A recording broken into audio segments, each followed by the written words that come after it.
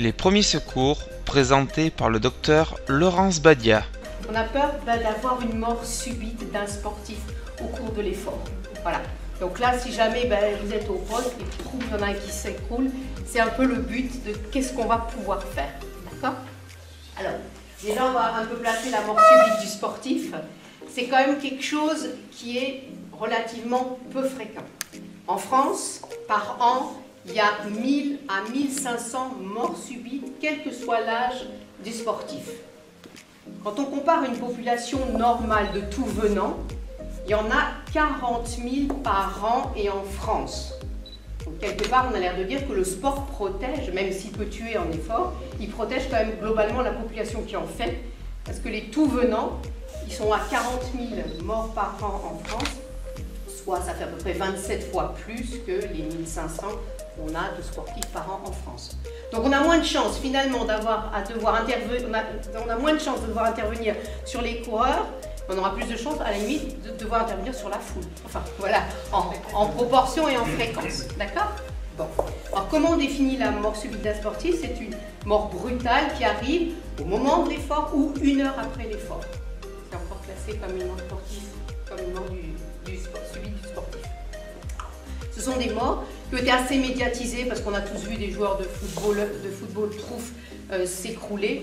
Donc c'est vrai que même si c'est moins fréquent que dans la population générale, ça a été beaucoup médiatisé pour les sportifs. Hein? Voilà.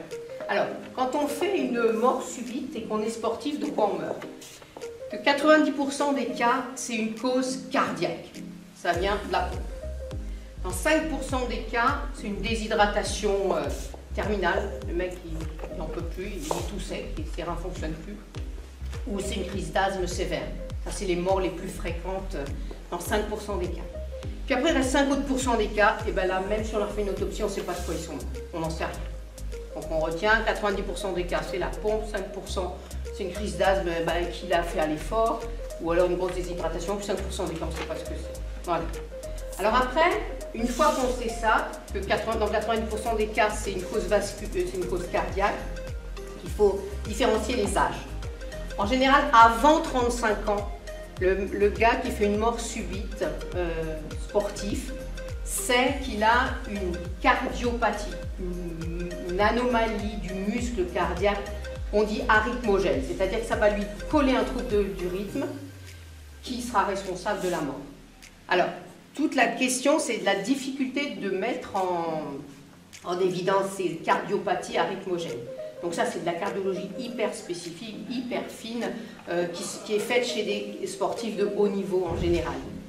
Mais malgré toutes ces précautions-là, on regarde les électros sur tous les sens, on ne les fait pas aller à l'effort, mais il y a quand même des fois où ça passe à travers. C'était tout normal et puis il y a quand même une cardiopathie qui entraînera un trouble du rythme et qui entraînera une mort. Voilà. Après 35 ans, qu'est-ce qui se passe? C'est souvent coronarien.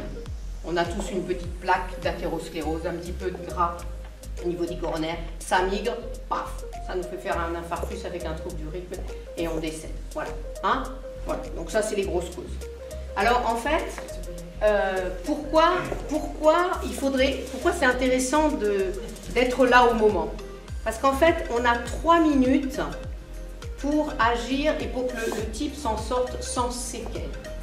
C'est pour ça qu'il y a beaucoup de médiatisation et qu'on exige maintenant que les entraîneurs sportifs, les kinés qui sont au bord du stade, les arbitres, eh bien, on les forme à ce que vous allez voir ce soir, à la réanimation cardio-respiratoire. Parce que le temps qu'on appelle le to be, c'est du temps de perdu, alors que le gars qui voit le mec qui tombe, il faut qu'il lui saute dessus tout de suite. Voilà. Alors, donc ce qu'on va faire ce soir, on va apprendre à reconnaître quand est-ce qu'un gars est en arrêt cardio-respiratoire, et puis on va apprendre comment on peut l'aider. Et ça va être le travail de Jérôme, donc qui est moniteur pompier, voilà. Et c'est lui qui va vous montrer la technique. Hein? Voilà, ça s'apprend. C'est fatigant à faire un massage cardiaque. Donc là, il va vous montrer, je dirais, de façon tout le monde. Mais ensuite, il faudra que, par petits groupes, eh ben, on voit si on peut le faire et comment c'est difficile à faire. Hein? Voilà. Donc, Et puis aussi, vous allez dire, bon d'accord, docteur, vous avez dit c'est 90% cardiaque, alors qu'est-ce qu'on peut faire? C'est un trouble qui entraîne ça. Alors on fait le massage, ok, et on fait quoi après? Mais c'est pour ça que de plus en plus, vous voyez les défibrillateurs dans les salles des fêtes, les défibrillateurs au bord des stades, parce que ça aussi, avec le massage, ça participe à sauver ces gens qui font des morts subites. Voilà, j'en dis pas plus, c'était une introduction, et puis maintenant on va passer allez, à la pratique avec Jérôme. Allez, Jérôme.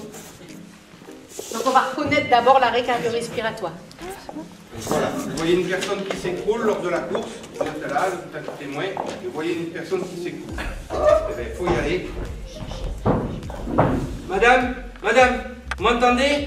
Oh, serrez-moi les mains si vous m'entendez. Ouvrez les yeux. Madame, La réponse. à l'aide, au secours. Oui? Qu'est-ce qui se passe? Ça va pas? Non, elle vient de s'écrouler là. Je regarde si elle respire. La poitrine ne bouge pas, j'entends aucun souffle. Bon, Vous et faites le 112, vous dites où on est et que la victime elle est en arrêt D'accord. cardiaque. Allô, oui, le 112? Oui, voilà, je suis à la course, je suis à Tueil, je suis à la borne numéro temps. Voilà, personne féminin, 50 ans, inconsciente qui ne respire pas. Nous débutons le massage cardiaque. Vous envoyez ce coup. Merci. C'est bon. Alors, regardez bien sa position. Comment il est mis. Regardez la fréquence. Alors, voilà, parfait. Voilà.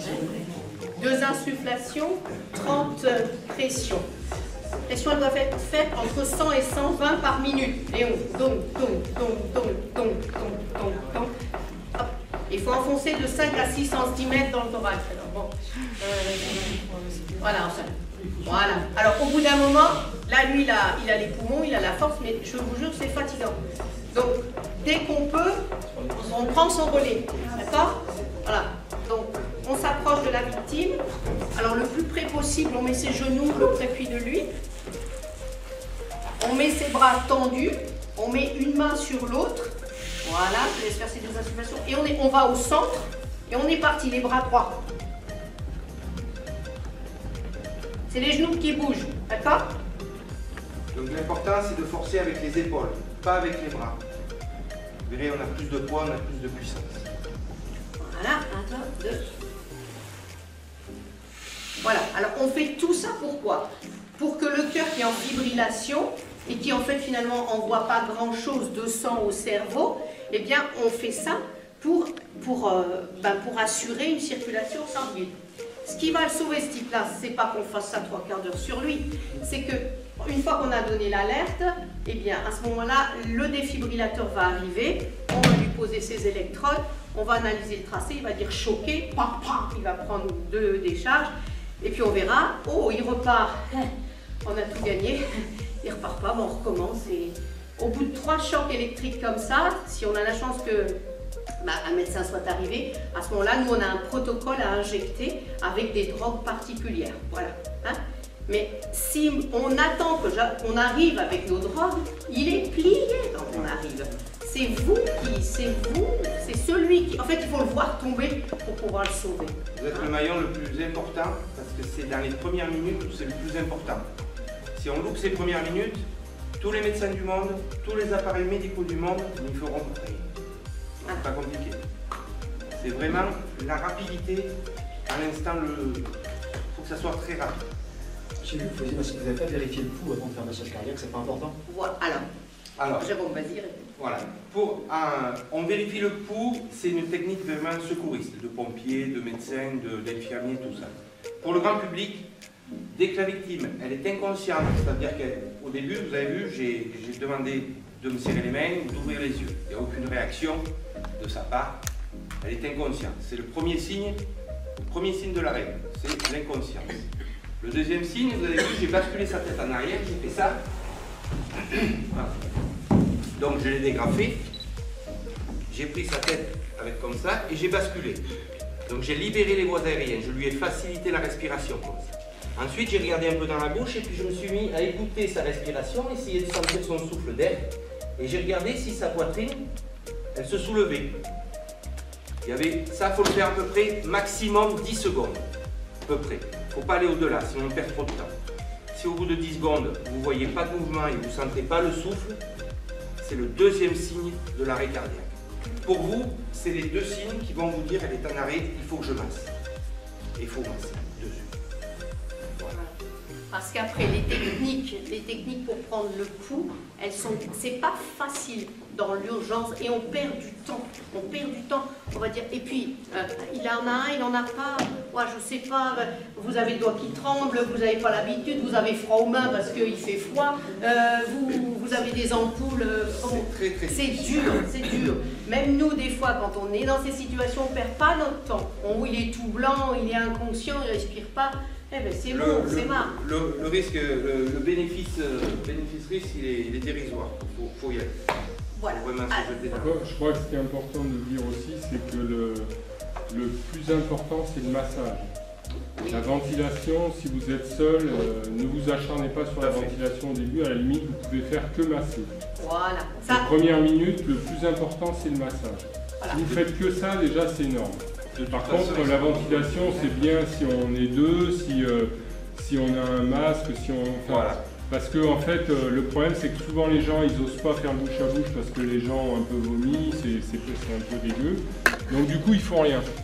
Donc il vaut mieux ne pas faire de ventilation, mais par contre, le massage, oui. Ça, quand on est deux à ce moment-là, on se remplace parce que c'est très très physique. Vous allez le voir dans les ateliers, on va se mettre vite à la fin. Et vous allez voir que masser sans arrêt.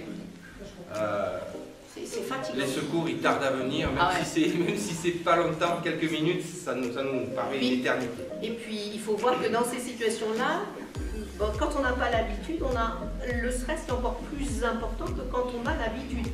Donc, on a le cœur et on se fatigue plus vite. Hein. C'est éprouvant à faire. Mais bon, on est content quand on l'a fait, mais voilà, il faut savoir que c'est pas facile. Enfin, c'est pas facile. Je pense une dernière chose qu'on peut peut-être préciser aussi. Là, on est sur un plan dur. Bon, le jour de la course, faites attention quand même que vous ne soyez pas sur un rocher, que ça puisse basculer. Ça paraît bête à dire, mais il faut quand même y penser. Être le plus à plat possible, le plus stable. Et surtout, bon, le jour de la course, ça ne sera pas important. Mais si un jour ça vous arrive chez vous, que quelqu'un fasse un arrêt sur un lit, pensez toujours qu'il faut un plan dur dessous. Donc il faut le tomber du lit et en masse au sol. Donc il faut toujours avoir un plan dur dessous, c'est très très important. Hein.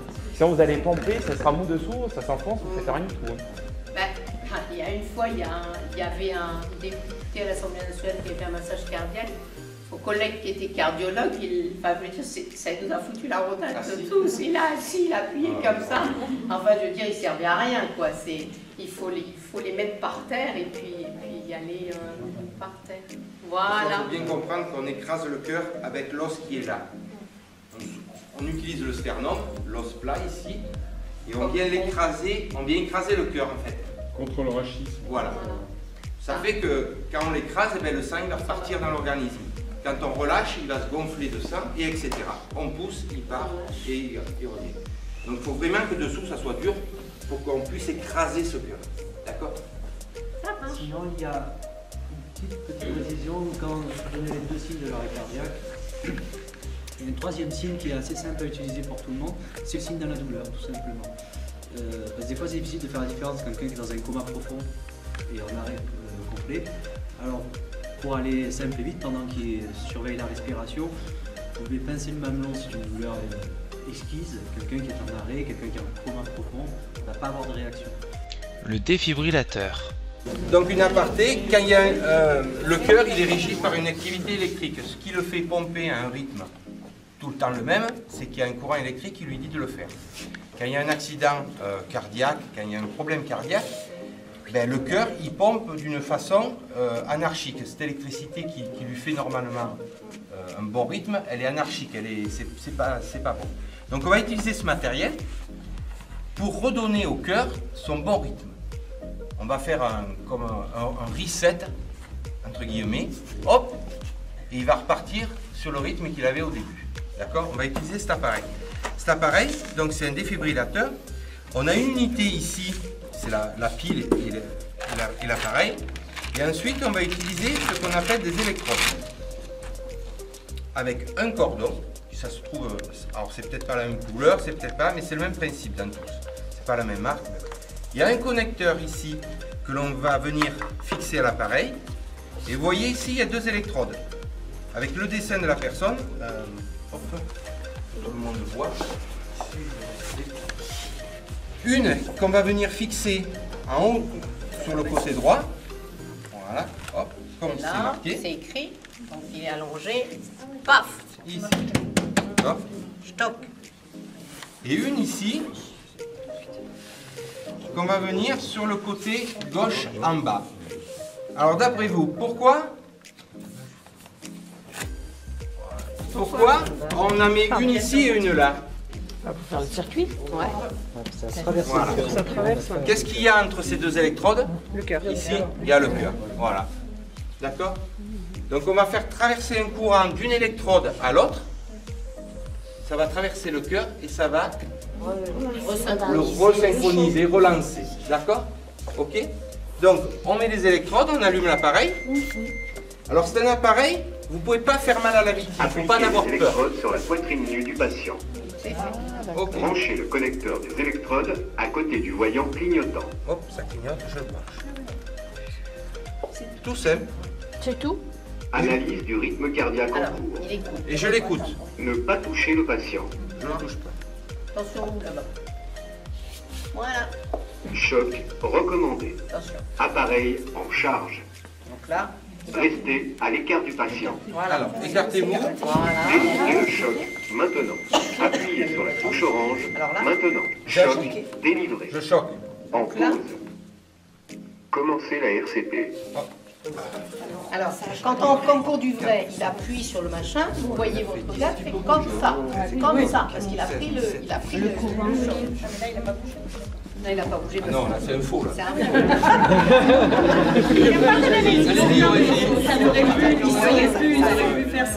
De toute façon. Voilà, alors, Faut pas avoir peur de cet appareil parce que c'est un appareil qu'on dit intelligent. C'est-à-dire que vous pouvez pas le faire sur une personne qui dort. Voilà. Si vous voulez faire une bêtise, quelqu'un qui dort, vous lui mettez les électrodes, vous appuyez sur l'appareil, jamais le bouton orange il va s'éclairer. Parce qu'il sait qu'il y a un rythme. Il reconnaît le rythme. Et lui, non, il va pas m'avoir, lui. Moi, je choque pas. D'accord? Voilà. Ils tombent pas en panne quand même. alors ben, donc, ça c'est leur travail d'assurer les bonnes. Normalement, tous les boîtiers sont reliés. Il y a une société qui les vend, qui en assure le maintenance. D'accord?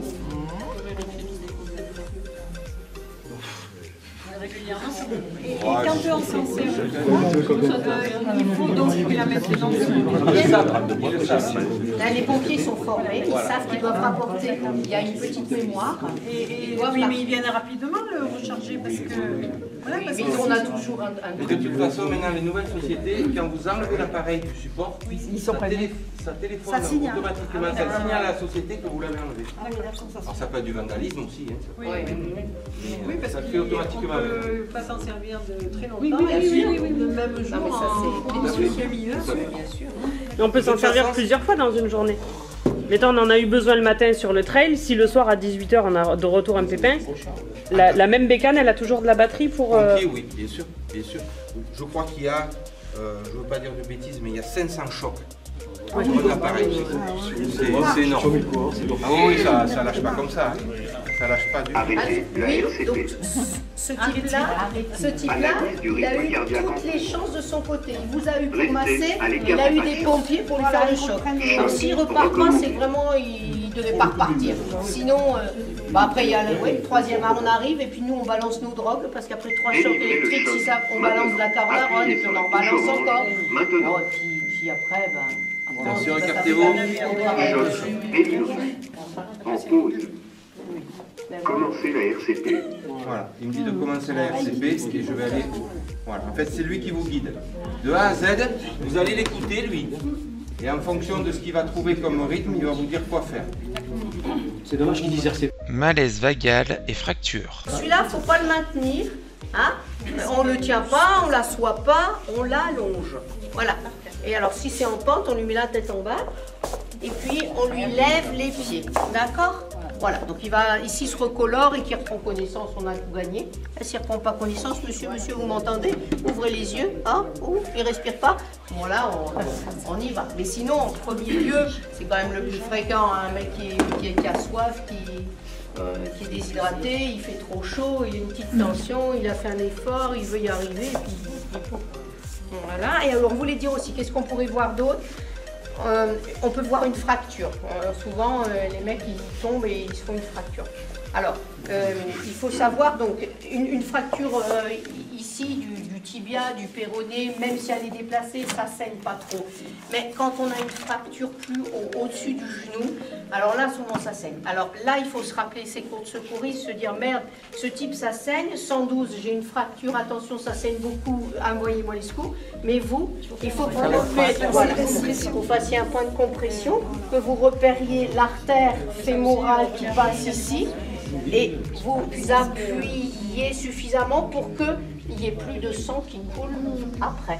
Donc c'est long, c'est dur, c'est fatigant, mais ça le sauve la vie. En attendant que après les pompiers arrivent avec l'hémostatique, avec une bande spéciale qu'on met, avec une attelle pour mettre sa jambe.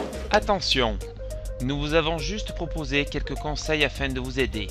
En aucun cas, ils ne peuvent remplacer un avis médical ou des soins exercés par un professionnel de santé. Pour plus d'infos, rendez-vous le premier samedi de juin à Tueil ou sur lachaussée-des-géants.com. Et surtout, n'oubliez pas que le sport, c'est toujours santé.